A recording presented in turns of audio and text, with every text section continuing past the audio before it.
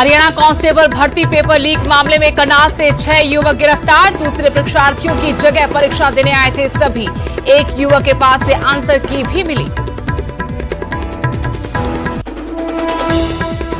Constable भर्ती paper leak मामले पर मचा घमासान। रणदीप सुरजेवाला ने सरकार पर पेपर माफिया को संरक्षण देने के लगाए आरोप। सीएम के प्रिंसिपल मीडिया एडवाइजर बोले, भले ही पेपर बार बार लीक हो, गलत भर्ती नहीं होगी। अंबाला में बीजेपी की तिरंगा यात्रा में शामिल हुए गृह मंत्री अनिल विज। शहीदों के सम्मान में पूरे प्रदेश में निकाली जा रही है तिरंगा यात्रा। 1 अगस्त को भिवानी से हुई थी यात्रा की शुरुआत। गोल्डन बॉय नीरज चोपड़ा का स्वदेश लौटने का हो रहा इंतजार। पानीपत में ढोल नगाड़ों के साथ स्वागत की तैयारियां। नीरज के घर बधाई देने वालों का लगा तांता। पंजाब में फिर बड़े गैंगवॉर की आहट। विक्की मिड्डूखेड़ा मर्डर केस का निकला गैंगस्टर कनेक्शन। लॉरेंस बिश्नोई ने दी धमकी, कहा जल्द लेंगे बदला। बबिहा गैंग ने ली है हत्या की जिम्मेदारी। कुल्लू के बहुचर्चित थप्पड़ कांड में सस्पेंड आईपीएस गौरव सिंह और हेड कांस्टेबल बलवंत सिंह हुए बहाल। आईपीएस गौरव डीजीपी ऑफिस तो कांस्टेबल बलवंत शिमला हेडक्वार्टर किए गए तैनात। हिमाचल में कोरोना ने एक बार फिर बजाई खतरे की घंटी। 9 दिन में डबल हुए केस। 1.8% के पार पहुंची संक्रमण दर। फिर बदला मौसम। हिमाचल में 13 अगस्त तक खराब रहेगा मौसम। कई जगह सड़क हुई बाधित, करोड़ों का हुआ नुकसान।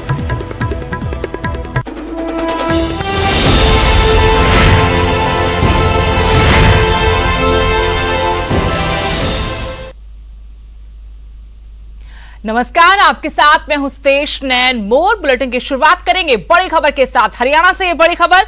हरियाणा पुलिस कांस्टेबल भर्ती पेपर लीक मामला, जिसमें करनाल में पुलिस ने 6 युवकों को गिरफ्तार किया है।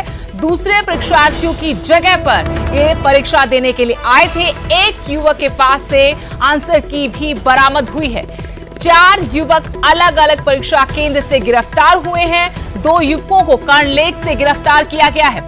2 लाख रुपए में परीक्षा का सौदा होता था। पेपर लीक होने के बाद कांस्टेबल भर्ती परीक्षा को रद्द करने का फैसला लिया गया, लेकिन इस पर भी बवाल शुरू हो गया है, क्योंकि इससे पहले भी कई बार ऐसे ही भर्ती की परीक्षाओं को पेपर लीक होने की वजह से रद्द करना पड़ा सरकार को।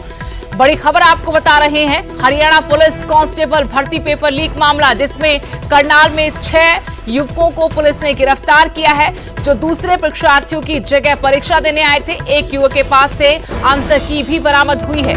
4 युवक अलग अलग परीक्षा केंद्र से गिरफ्तार हुए हैं, जबकि 2 युवकों को करनाल की कर्णलेक से गिरफ्तार किया गया। 2 लाख रुपए में परीक्षा में बैठने का सौदा हुआ था। पेपर लीक होने के बाद कांस्टेबल भर्ती परीक्षा को रद्द कर दिया गया है। वो भी ले गया, आपको पैसे भी नहीं दिए। कहाँ? लखनऊ से आए हैं आप। पहले भी कोई परीक्षा दी है ऐसे किसी और के स्थान पे? किसके नाम की परीक्षा दे रहे थे आप? गुरमीत नाम था। गुरमीत? कहाँ का? रमीत के। आपसे कैसे संपर्क हुआ उसका? वो वहीं मिला हमको, इसको यहीं पे सेंटर पे उसको देखे थे। मामला ये है, ये लड़का रोहतक का है, टिटोली गांव का। ये एग्जाम देने आया था हरियाणा पुलिस के सिपाही के पद का। तो ये साथ अपने नकल लिया था, तो सुपरवाइजर ने इसको पकड़ लिया, पुलिस के हैंड ओवर कर दिया। FIR दर्ज हो गई है। अब इसका पुलिस रिमांड लिया है, इंटरोगेशन चलेगी। अगला खुलासा कितने दिन? 3 दिन। आगे क्या कार्रवाई की जाएगी? इंटरोगेशन के उपरांत जो बंदे आएंगे सामने। प्रथम जांच में क्या पाया आपने? प्रथम जांच में ये है, क्या बताया इसने? पेपर दे रहा था और साथ ही से नकल पकड़ी गई है। और सुपरवाइजर ने इसको ड्यूटी के दौरान चेक करे तो नकल पकड़ी गई है और इसके ऊपर FIR हो। परीक्षा के दौरान इनको पकड़ा गया है, तो इनका 5 दिन का पुलिस रिमांड लिया। आगे तफ्तीश जारी है, जैसी भी कार्रवाई जो इनके साथी हैं उनको पकड़ा जाएगा। क्या कुछ कर रहे थे ये एक दूसरे का पेपर दे रहे थे। हरियाणा में कांस्टेबल भर्ती पेपर लीक हो गया और हर बार की तरह इस बार भी आखिरी वक्त पर पेपर रद्द करना पड़ा, जिसके बाद से विरोधी सरकार पर हमलावर हैं और इंतजामों पर सवाल उठा रहे हैं।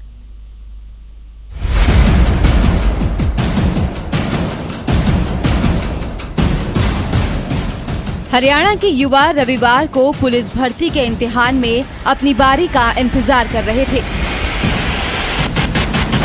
लेकिन फिर अचानक खबर आई कि कांस्टेबल भर्ती के लिए जो लिखित परीक्षा होनी थी या फिर शनिवार को जो हो भी चुकी थी, उन्हें रद्द कर दिया गया है। क्योंकि तमाम दावों के बावजूद भी सूबे के अलग अलग हिस्सों से पेपर लीक होने की खबरें शनिवार को ही वायरल होने लगी थी, जिसके बाद हरियाणा स्टाफ सिलेक्शन कमीशन को आनन फानन में ये फैसला लेना पड़ा। शनिवार को एक तरफ पुलिस कांस्टेबल भर्ती की लिखित परीक्षा चल रही थी, तो दूसरी तरफ इसी एग्जाम की कॉपी सोशल मीडिया पर आग की तरह फैल रही थी और फिर एग्जाम सेंटर और उसके आसपास से भी संदिग्ध गतिविधियों की खबरें आने लगी, जिसके बाद डिटेक्टिव स्टाफ एक्शन में आया। अकेले करनाल से ही ऐसे 6 युवकों को गिरफ्तार किया गया जो किसी और की जगह इम्तिहान दे रहे थे। एक ऐसा केस आया था जिसमें 2 कैंडिडेट्स किसी और की जगह पे पेपर दे रहे, 2 कैंडिडेट्स की जगह कोई और पेपर दे रहे थे। जैसे ही संज्ञान में आया उसी समय पे उन्हें पुलिस के हवाले कर दिया गया और कानूनन उन पे कार्रवाई की जा रही है। पेपर तो रद्द हो गया, लेकिन इसके बाद अब सियासत शुरू हो चुकी है। कांग्रेस का सीधा आरोप है कि सूबे में पेपर माफिया को सत्ताधारी बीजेपी और जेजेपी की शय हासिल है।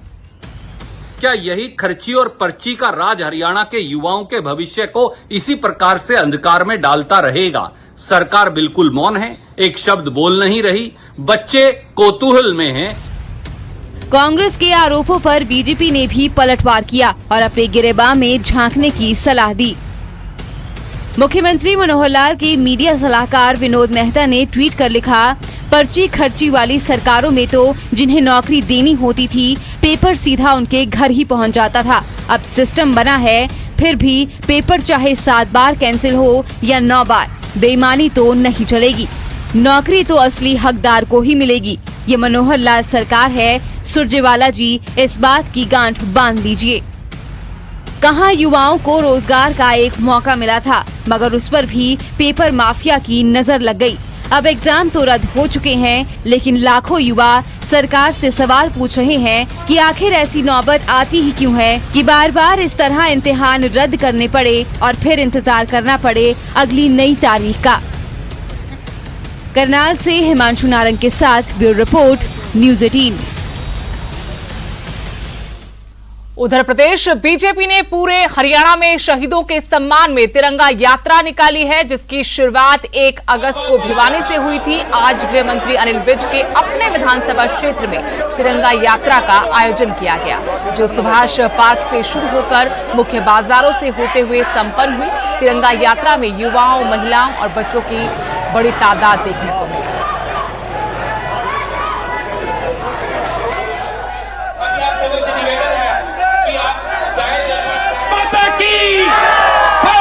हालांकि गीता गोपाल संस्था द्वारा इसमें पूरा सहयोग, क्योंकि हमारे गुरुजी ने यही सिखाया है कि जब तक राष्ट्र प्रेम नहीं आप भक्ति नहीं कर सकते, क्योंकि हमारी संस्था आध्यात्मिक है। राष्ट्र प्रेम सबसे पहले जरूरी है, उसके बाद ही हम भक्ति कर सकते हैं। और बहुत आज गर्व का दिन है कि हमें आज के दिन तिरंगा प्राप्त हुआ, हमें तिरंगे का सम्मान करना है। उसी के उपलक्ष्य में आज हम ये तिरंगा यात्रा में शामिल हुए। भारत माता की जय। कितने मीटर अपने तिरंगा? हमारा 108 मीटर का हमारा ये तिरंगा हमने बनाया है और हमारे सारे वॉलंटियर, लेडीज, बच्चे, बूढ़े, बुजुर्ग सब इसमें शामिल हुए। आज ओलंपिक में नीरज चोपड़ा के गोल्ड मेडल जीतने के बाद उनके घर पर बधाई देने वालों का तांता लगा है। पानीपत में ढोल नगाड़ों के साथ नीरज चोपड़ा के स्वागत की तैयारियां हो रही हैं। नीरज चोपड़ा के चाचा भीम चोपड़ा ने कहा कि आज मिल्खा सिंह का सपना पूरा हुआ है। वहीं धनौदा के विधायक हरविंदर कल्याण ने भी नीरज चोपड़ा के परिवार को बधाई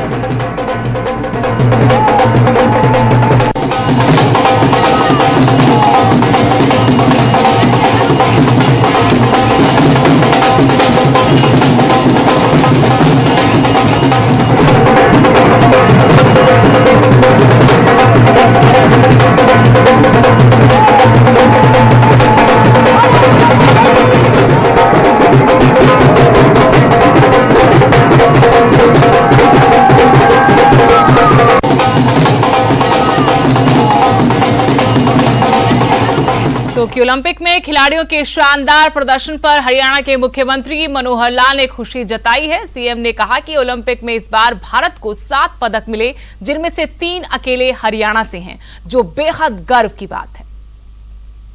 मुख्यमंत्री मनोहर लाल इस वक्त मेरे साथ हैं। मुख्यमंत्री जी, हरियाणा के लिए बड़ा गौरव का पल है। पूरे देश में चर्चा हो रही है हरियाणा के छोरों की, हरियाणा के खिलाड़ियों की। देखिए, बहुत प्रसन्नता का ये विषय है कि हमारे यहाँ से कुल मिलाकर के टोटल जो है देश भर की टीम 120 लोगों की थी, उसमें से 30 जो खिलाड़ी हैं वो केवल हरियाणा से थे।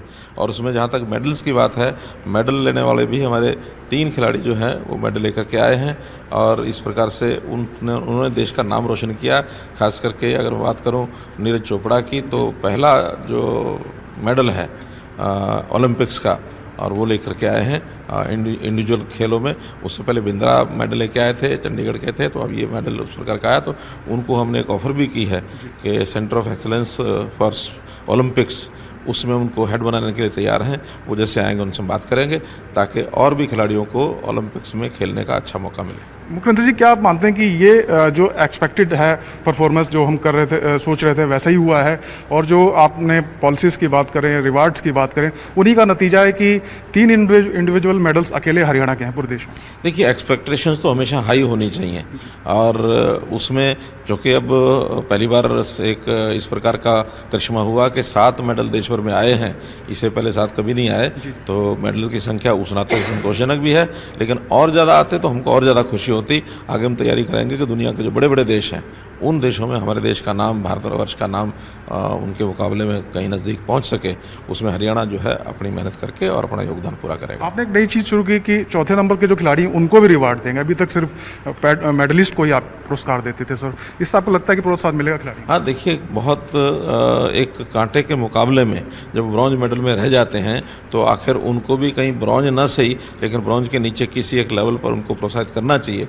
इसलिए उनको भी हमने 50-50 लाख रुपए का जो इनाम दिया। 13 अगस्त को सर किस प्रकार से सम्मान करेंगे खिलाड़ियों का? सब लोग आएंगे, उनका सम्मान करेंगे और उनको प्रोत्साहित करेंगे कि इसी प्रकार से खेलों में आगे बढ़ते रहे। कल खिलाड़ी लौट रहे हैं दिल्ली में, स्वागत की क्या तैयारी है सर? हाँ, किसी को भेजेंगे? हरियाणा सरकार की ओर से हमारे खेल मंत्री संदीप सिंह जी वो उनको रिसीव करेंगे और 13 तारीख को यहाँ उनका बहुत बहुत धन्यवाद सर। मुख्यमंत्री ने जानकारी दी है कि खेल मंत्री को दिल्ली भेजा जाएगा, जो खिलाड़ियों का वेलकम करेंगे। और मुख्यमंत्री मनोहर लाल ने कहा है कि जो हरियाणा की खेल नीति है उसी का नतीजा है कि 3 इंडिविजुअल मेडल अकेले हरियाणा की धरती से आए हैं, हरियाणा के खिलाड़ियों ने प्राप्त किए हैं। चंडीगढ़ से कैमरामैन संदीप के साथ मनोज कुमार, न्यूज़ 18।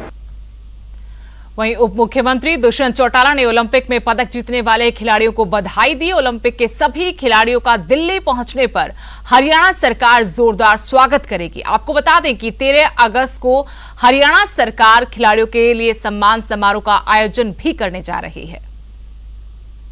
भारत ने 7 मेडल लाने का काम किया और 7 में भी हरियाणा की हिस्सेदारी की अगर बात करें तो 6 इंडिविजुअल मेडल्स में से 3 50% हरियाणा के खिलाड़ियों ने लाकर देश के अंदर हरियाणा का नाम रोशन करने का काम किया। और ये दिखाया है कि जो स्पोर्ट्स पॉलिसी प्रदेश की है वो खिलाड़ियों को अपॉर्चुनिटी भी देती है, उनको बेहतर ट्रेनिंग के, एडवांसमेंट के सहयोग भी करती है और दिन प्रतिदिन खेल के अंदर प्रदेश को आगे ले जाने का भी काम।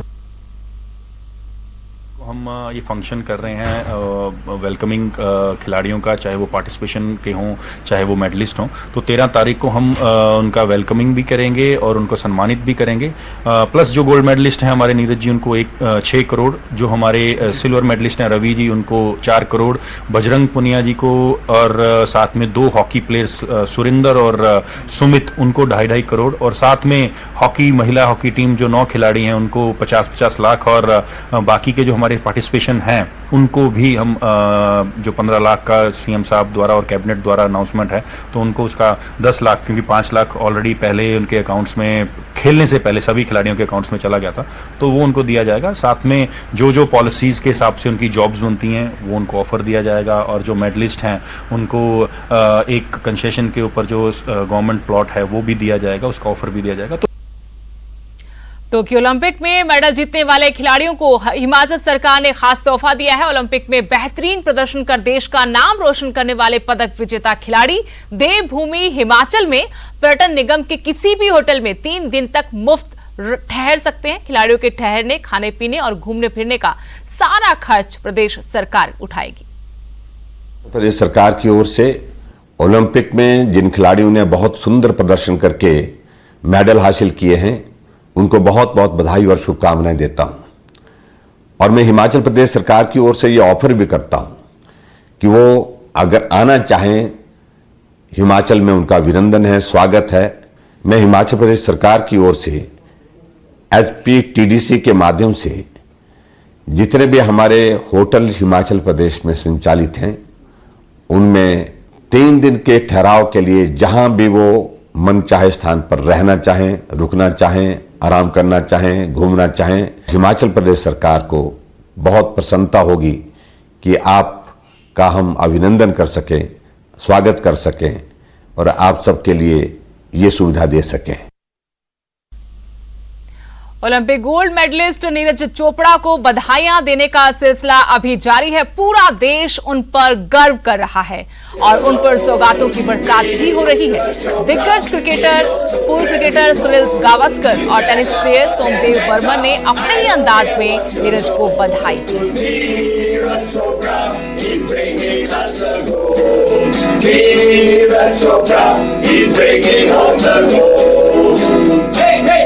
Neeraj Chopra, he's golden, don't you see? Hey, hey, hey! Neeraj Chopra, he's handsome as can be. He's got show, he's wholesome, and certainly not old. Neeraj Chopra, he's breaking us the gold. Neeraj Chopra, he's breaking us the gold. Neeraj Chopra, his hair is into flow. Neeraj Chopra, you know he's got the flow. He won his javelin, he's everyone's hero. Neeraj Chopra, he's bringing us the gold. Neeraj Chopra, he's bringing home the gold. Neeraj Chopra, you know we love his smile. Neeraj Chopra, his javelin goes a mile. Elected, you know that he won't go. Cause Neeraj Chopra, he's bringing us the gold. उधर पहलवान बजरंग पूनिया ने कहा कि 2024 में भी कुश्ती 3 से 4 medal जरूर दिलाएगी। देशवासी प्यार और आशीर्वाद बनाए रखे। पहलवान बजरंग पूनिया ने यह बात कही, जिन्होंने खुद टोक्यो ओलंपिक में कांस्य पदक लाकर न सिर्फ हरियाणा का बल्कि देश का मान बढ़ाया है। मानसिकता क्या थी? देखिए, सो तो क्या गया था, पर भाई किसी से बात करने का मूड नहीं था। वो चीज बोले कि कोई बात नहीं, एक खिलाड़ी से ज्यादा दुख शायद किसी को नहीं होता हुआ, और बात करने का बिल्कुल मूड नहीं था। तो मैंने यही बोला था कि ठीक है, मैं सो रहा हूँ। तो नींद तो पूरी रात में 2 या 3 घंटे सोया हूँगा। उसके बाद सुबह वेट दोबारा से देना था, वेट लॉस करना था। तो यही था कि भाई बस ठीक है, जो चला गया वो चीज दिमाग से निकालने की कोशिश कर रहे थे, पर निकल नहीं रही थी। तो यही था कि भाई जो चीज चली गई है, लास्ट में उसको तो बुलाना ही पड़ेगा अगर बाउट खेलनी है। तो लास्ट में यही था कि भाई जो हाथ से चला गया उसको तो मैं दोबारा नहीं लेके आ सकता, पर जो सामने उसके लिए तो हम कोशिश कर सकते हैं। यहाँ रुकेंगे छोटे से ब्रेक के लिए।